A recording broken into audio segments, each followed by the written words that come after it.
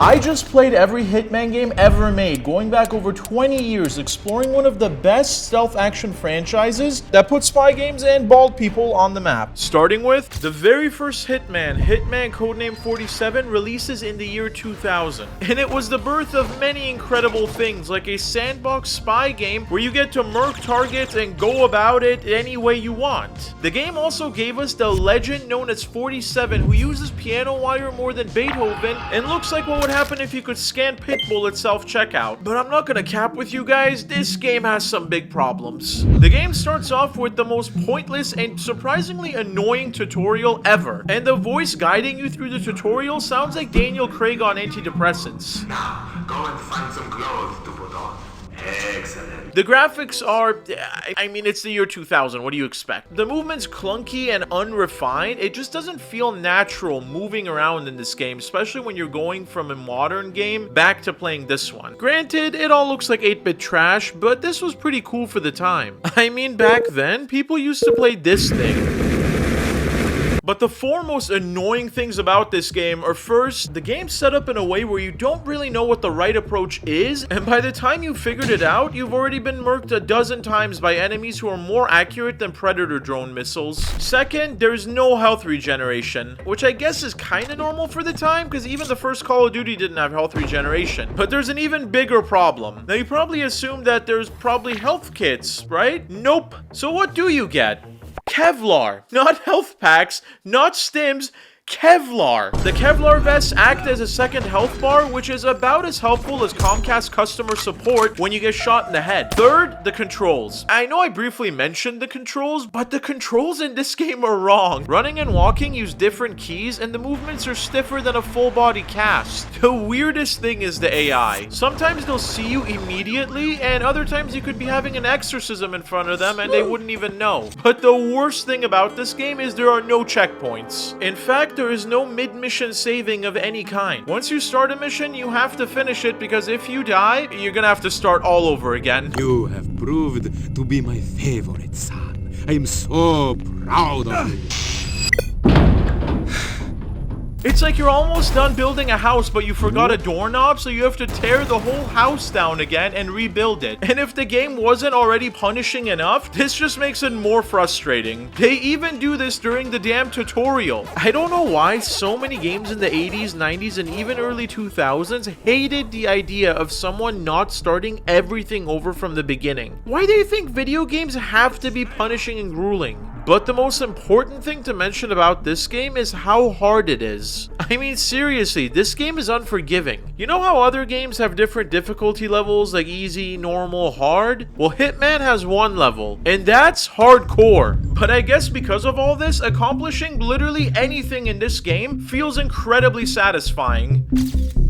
2 years later, Hitman 2 Silent Assassin is released in 2002. And this game actually looks good. Literally, and also because you can do this. But there's something very different about this game. It emphasizes stealth and minimal violence. Because I guess the target audience for a game called Hitman is Gandhi or pacifists. First, they added a Silent Assassin rating, which rewards you for being as stealthy and non-violent as possible. They also added more locations, like Pitbull getting tired of tomato farming in Sicily. I'm gonna give you guys a breakdown of what the Hitman experience is like. You get dropped in a big, beautiful place. You discover objects, observe targets, stare at people you wish you could murk, discover more objects, strategize creative ways to murk your target, get annoyed at bystanders you want to murk, then you murk your target in creative ways with objects you find. I wish all bald people were this interesting. I think this was the birth of the stealth action genre. This game made being bald fun. But one of the best things about this game is the AI. This time around, they're not all just talentless Stevie Wonder clones just existing. They're actually really good. A little too good. They can spot you even in disguises and will just go straight to DEFCON 1 and murk you on sight. The biggest thing that set it apart from other games at the time was the sound. Back then, most games used this pop synth style sound. but Jesper Kyd, the man in charge of the sound in Hitman, made his soundtrack using the Budapest Symphony Orchestra. But the funniest thing about this game is how running is illegal. The very sight of an athletic bald Adonis like this just makes them angry for some reason. Sure, the game is about as optimized as a rusty nail, and maybe the AI is a little weird, but there is something seriously special about this game. It takes a while to run, unless you have a potato from the early 2000s, but you have so much freedom to play the way you want. That's because the levels are incredible, big, and memorable. I mean, look at this! You can do unholy things dressed as a priest.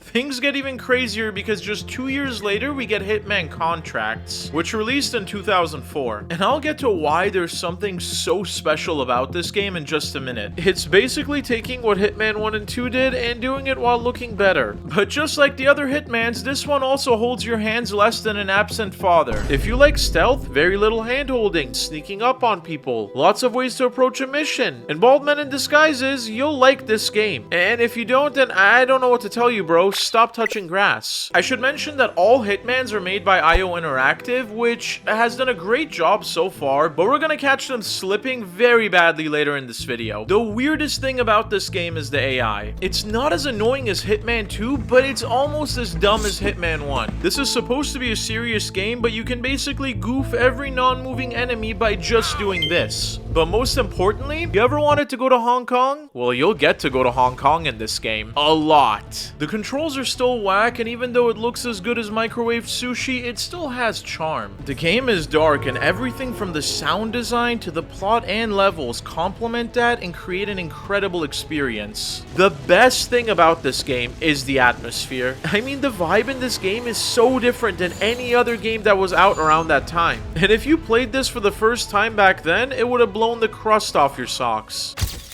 There is this trend with the Hitman series that I wish Call of Duty would copy. So far, every Hitman has been released 2 years apart. 2 years after Hitman Contracts, we get Blood Money, and let's find out why this game is legendary. Daddy Sins is back and looking better than ever with his dental floss. The graphics are great, the characters actually look like characters and not just those unfinished mannequin-looking bench warmers that 2K Games doesn't ever actually care about finishing, and the music is on point.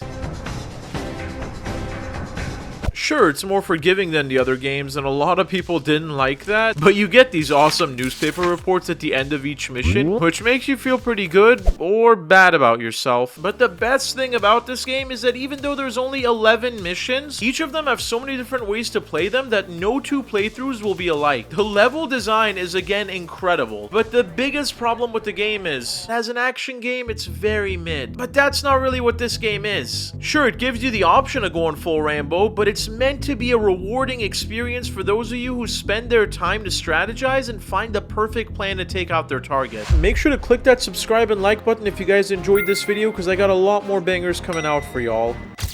But this game changes everything. It broke the 2-year streak, coming out 6 years after the last Hitman. It's also one of the most controversial Hitman games, so let's find out why. Your wife's doctor slash real estate agent slash dentist slash plumber and slash most importantly Hitman is back again. Looking like handsome Squidward over here. Sure, there's a lot of good things about the game, just like there's probably good things about a ghost pepper enema. The graphics are good for the time, great gunplay, the soundtrack by Jesper Kyd slaps as always, the world looks beautiful, and the most important thing to most fans, there's more creative ways to murk people. So this is where things get a little weird. It's a good game, but is it a good Hitman game? Well, it's hated by hardcore fans and loved by new players, so let's find out why. While the other games so far test you to your very core, this one is as close to a Hitman game as a punch by Mike Tyson is to a loving hug. Disguises are useless. In other Hitmans, putting on a disguise basically made you blend in like a mimic octopus. In this game, anyone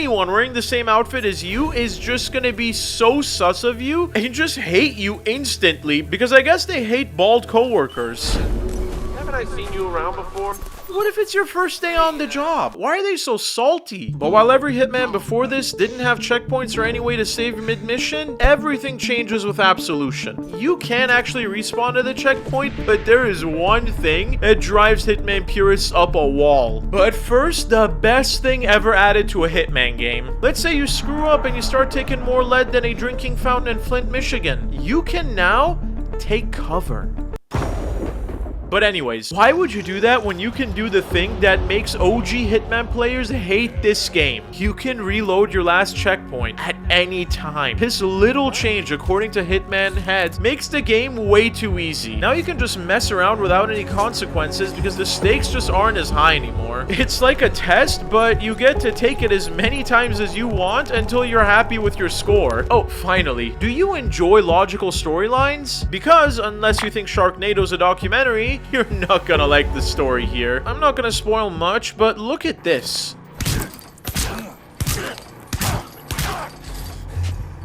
How is this possible? How can the world's best assassin, a genetically enhanced, impeccably fit, superhuman assassin, get kidnapped by a bunch of rednecks? I'm sorry.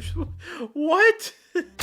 We're about to enter a new era. This is the first game in the upcoming Hitman trilogy of games, which will become, for reasons that we're gonna see soon, one of the greatest gaming series ever made, but with some massive problems which are actually not gaming related. I'll get to those in a minute, but first, Daddy 47 is back and looking like a cross between Pitbull and a mannequin. You guys ever notice how they trademarked the word Hitman? And I love how they put it right next to the word on the cover of the game. The biggest flaw with this game is that even though it's a single-player game, you need to have an internet connection to connect to the servers. So if your internet is as reliable as a Mickey D's ice cream machine, or even if it's not dog water, you still have to connect to Hitman servers, which I'm pretty sure they rent from Ubisoft, which is basically just a shack in the middle of a Somalian fishing village. So if you lose connection to the servers, not only is all your progress lost, the game also kicks you out. Sometimes video game companies like to do something that either doesn't make any sense or just pisses off their fans. But the graphics look nice, and like every Hitman game, the levels are well designed and detailed. But most importantly, there's tons of content including side missions, challenges, contracts, and new escalation game mode. But I know what's most important to you D-gens. And just like y'all want, there are more ways than ever to creatively cause accidents. I don't know why, but every time my sick brain thinks of accidents, I think of Bob Ross and how there's no such thing as mistakes, just happy accidents. Even in Hitman. But unlike other Hitmans, the levels feel alive because of all the NPCs. I mean, they're not smart, but I guess that kind of adds to the realism. But we have to talk about the AI. They somehow have the aim of John Wick, so unlike Absolution, getting into gunfights is kind of dangerous. But they are as predictable as a McDonald's sandwich. But the weirdest thing about this game is the voice acting. I mean, why does everyone kind of sound the same? The idea that a small cabal of Someone's been meddling in our affair. I don't think so. I see I did the heavy lifting. Providence is under attack. The best part is, this game has a few things to satisfy those Hitman bros. The sandboxiness is back to pre-Absolution levels. And if you want to go back to those Hitman 2 Silent Assassin moments where you get more frustrated than talking to Comcast over the phone, you can now crank up the difficulty to professional mode and relive those days. Okay, so the titles are getting less creative, but at this point, you know what to expect when you see that bald head and fitted suit. You just know. Released just 2 years later in 2018, Hitman is at this point known for its unforgiving gameplay and missions, and for showing the world that cool bald people actually exist. But first, the biggest problem isn't even the game. It's that the marketing team at IOI has decided to start a diet of lead paint. Because I'm not capping, trying to buy this game is the hardest thing you'll ever do. And just to show you how crazy the developers actually are, the game has more editions than the Bible. Gotta take a deep breath for this one. There's Hitman 2 Starter Pack, Hitman 2 Santa Fortuna Pack, Hitman 2 Standard Edition, Hitman 2 Expansion Pass, Hitman 2 Silver Edition, and Hitman 2 Gold Edition. I am not making any of these up, my fellow D-gens. These are all actually editions that this one game has. Oh shit, I forgot this one. There's one more, Hitman Game of the Year Legacy Edition. It's so confusing, there are literally guides on Reddit and Steam on just how to buy the version of the game you actually want. I myself first made that mistake when I bought Hitman 2 separately, and then realized that buying Hitman 3 gives you access to the other two, I think. The game itself is a masterpiece. I mean, it's one of the most replayable, best designed single player games ever made. The ways to murk someone have gotten so elaborate it feels like you're playing Rube Goldberg Hitman Edition. There are so many ways to do things and so much freedom, you can literally sink hundreds of hours into the levels. The three most fulfilling things in a man's life are getting his degree, being able to provide for his family, and completing every achievement for Hitman.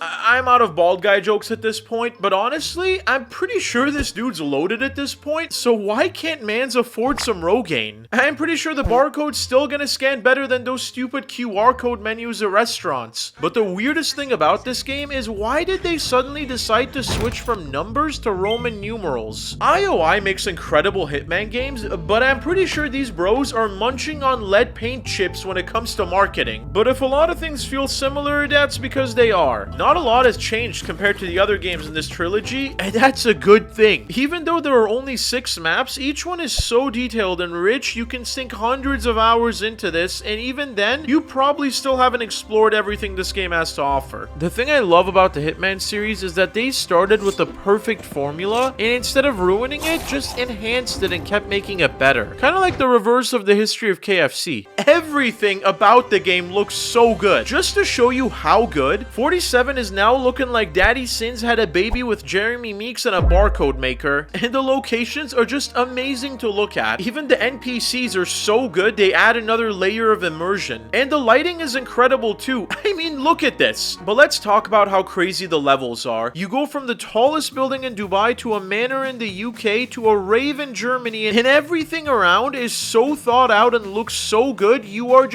feel like you're there. I mean, to me, it honestly looks better than the real thing sometimes. They took a winning formula and actually made it better. This is the perfect end to an almost perfect trilogy of games. No one knows what the next Hitman will have in store, but 2 things are for sure. It'll be incredible and he'll still be bald.